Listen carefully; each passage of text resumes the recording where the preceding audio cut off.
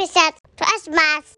One of my favorite themes in Scripture is the theme of Jesus as the gift of God. Right now I'm teaching through 25 Bible verses around Christmas, explaining them. This is day 8, so welcome to Bible Shorts with Nate. Let's look at the Scripture. It's Luke chapter 2, verses 6 and 7. In the Message Bible, it says, "While they were there, the time came for her to give birth. She gave birth to a son, her firstborn. She wrapped him in a blanket and laid him in a manger because there was no room in the hostel." Jesus didn't magically appear. He was born, just like you were. Well, maybe not just like you. I think they were fresh out of epidurals and birthing rooms in Bethlehem that day.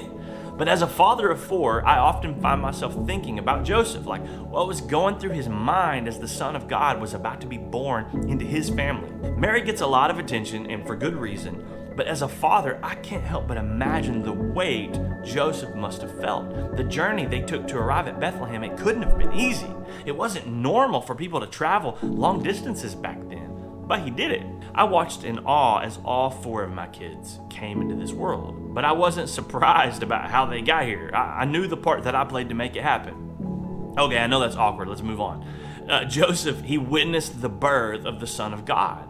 A birth conceived by the Spirit of God, a birth foretold to him by a guardian of heaven, an angel. On the night of my daughter's due date, I was sitting on the couch playing video games with my friends, waiting for my wife to give the word. I'd been anticipating her declaration all day. Finally, shortly after midnight, it came. She walked into the living room and she declared, like the old monkey from The Lion King, "It is time." I'd been waiting all day and it still took too long to hit me. Like, it was time. It was go time. What did Joseph do when the time came? Well, we know, don't we?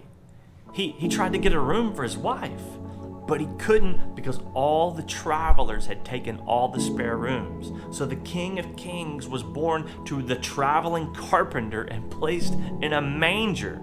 At least they had a blanket. Christmas is the story of an upside-down kingdom, the King of Glory coming in humility. If you want to move closer to the heart of Christmas, pursue humility. This doesn't mean thinking less of yourself.